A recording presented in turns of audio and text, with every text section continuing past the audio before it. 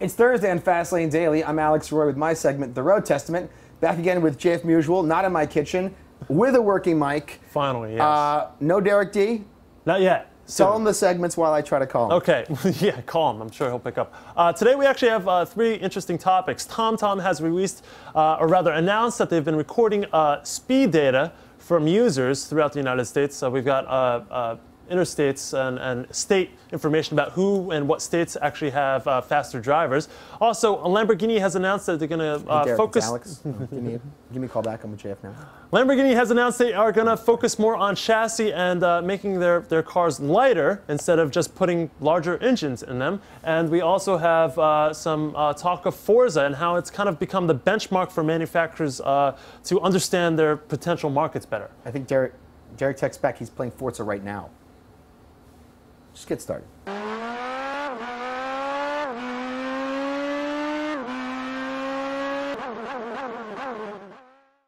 what I'm thinking for the new FLV studio, we're going to hang a green screen this way, which is it's nicely situated.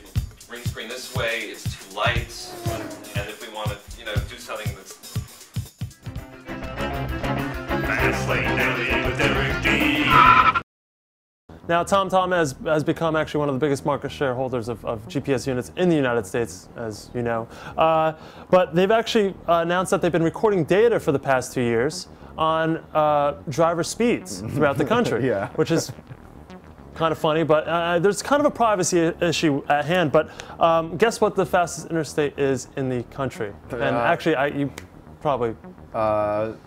I-10 at night? Yeah, through California, the of course. I-15 at yes, night? Actually, I-15 through Utah and Nevada. Average speed of 77.6 miles an hour for all users with a speed limit of 70 miles an hour. So everyone is speeding.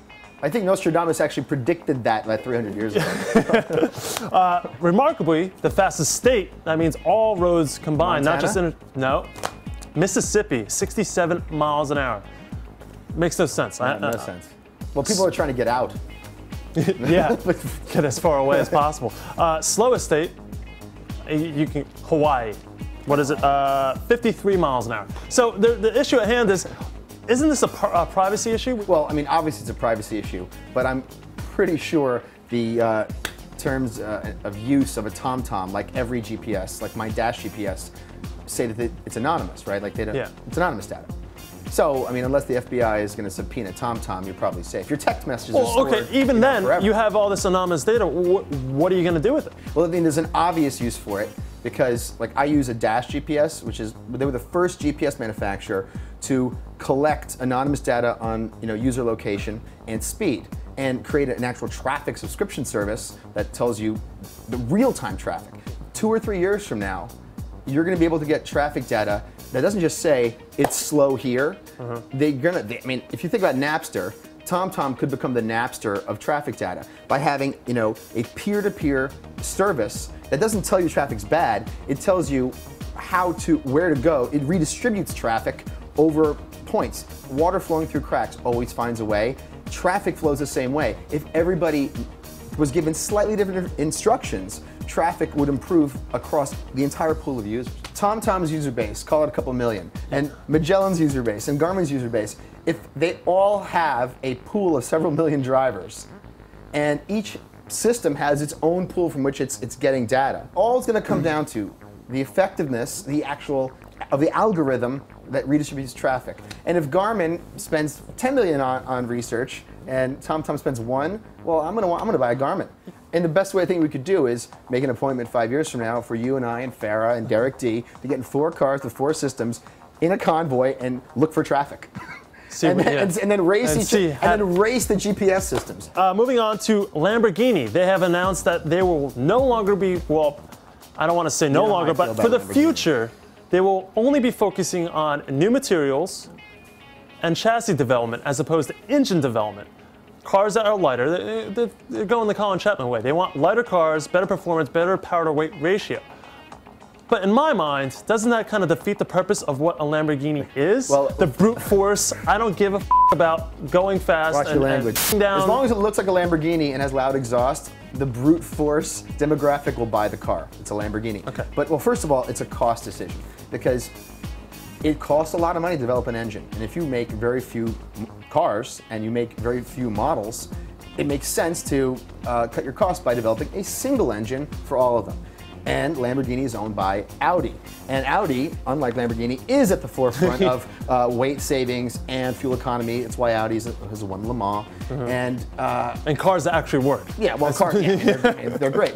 And I mean, and furthermore, Ferrari, who race, are light years ahead of Lamborghini has ever been, even today owned by Audi in terms of weight savings and brake regeneration technology, anything pertaining to actually winning a race, which is not what Lamborghinis are designed to do. Lamborghini is the last supercar manufacturer in the classic sense. The cars are huge, they are heavy, and they have huge engines. But at the end of the day, it's power to weight ratio is what determines performance. So unless Lamborghini is going to go racing, they have to do this. To end the subject, the whole reason that Stefan Winkelmann actually admitted to why they're doing this is because he's afraid that their future cars will not pass CO2 emission standards. Well, I'm sure as emission standards get harsher, everyone's going to want to buy an Audi R8 anyway. In reality, I look at about this. They're probably more worried about California. They sell more Lamborghinis anywhere in the world than California, and California has the strictest emission standards anywhere else. So that's what they're concerned about. Talking about racing,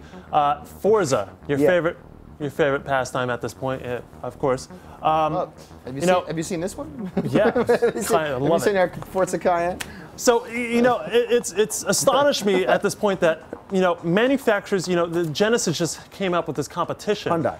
Yeah, you're right. Well, the band didn't come out with a competition. The Genesis Coupe competition, where you can win a Genesis Coupe if you create. Do you know how good that car is? I know. I never would have phenomenal car. I never would have considered buying a Hyundai. Why are all these manufacturers turning to Forza as like kind of this homegrown sport to When's the first time you heard of TVR?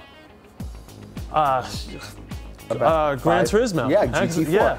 TVR, which is not sold in the US, was a car you could play in Gran Turismo 4. And now everybody, including myself who played one in game, wishes he could buy one in this country. Forget the quality issues. It's a cool car. Yeah. And it's so obvious that racing sims are racing sims, and there's racing games. Forza is a racing game on the edge of simulation, but more importantly, it's a marketing platform. And Hyundai brilliantly offered up the Genesis Coupe in-game, and now there's a competition. You can win a real Genesis Coupe in real life if you edit a video of yourself racing a Genesis Coupe in-game. So, well, the question, why this platform? Well, why not spend the money typical marketing? How much does it cost to send the graphics and rendering of your new car coming out next year to Microsoft Turn 10 Forza, and however does it download? And then run a competition, give away one car. $50, $100, $250,000, that's nothing. You know what, GM spends hundreds of millions of dollars a year on marketing cars. Why every manufacturer doesn't offer prototypes in-game to players, and how many downloads? Well, now you know how many people are going to want to buy that car. If Microsoft, Forza, and Turn 10 don't have a guy that GM can call and say, how many potential buyers of the Dodge Neon, of the Chevy Cobalt, do you think play this game? And the answer is, say, 58,000. Well, I think GM should hire somebody, an accountant or an actuary, to say, oh my God, we'd be insane not to launch this car in the game. We know GM's not that smart. We know that Hyundai is exactly that. Very smart. Hyundai got me, Alex Roy, to consider buying a Hyundai Genesis Coupe. Forza, Microsoft, and GT, and Sony, they could solve the driver education problem in this country by adding a pro level. If you crash in game, your Xbox Live account is canceled for 1 year. Serious. But if you win races at pro level, you get like 10 million credits each time. And if you did that, I guarantee you car accidents would decline in this country. That's a good place to end today's segment. It's pretty good. Yeah, and I wouldn't have an Xbox Live account. Of course not. You'd be crashing over. Alex, thank you so much. I look forward to Leo Parente. He's awesome. Tomorrow's a good day. Tomorrow we've got a recap, or rather not a recap, but a look towards the 24 Hours of Daytona coming up on Saturday. I'll be there. We will both be there. Will Derek D be there? I don't think so, but you have your team racing actually this year. Polizei Racing will be there, wearing Europi car livery and face cake and eye rise, and we'll be eating chicken wings and having a great time. We'll be down there. It's going to be. It's not going to rain this year. I'm taking the train, auto train, overnight with Polizei 144A on the auto train. It's pretty cool. Playing Forza in my overnight sleeper cabin. Anybody in Florida down for the 24 hours, come to the infield. We'll be in the infield. Well, I'll be up all night, I know, filming, so you'll be... If you want to race you'll be eating chicken wings. We'll be on Amtrak, 17 hours, DC to Orlando. I'm flying down. Good Alex, thank you again. You've been watching The Road Tester.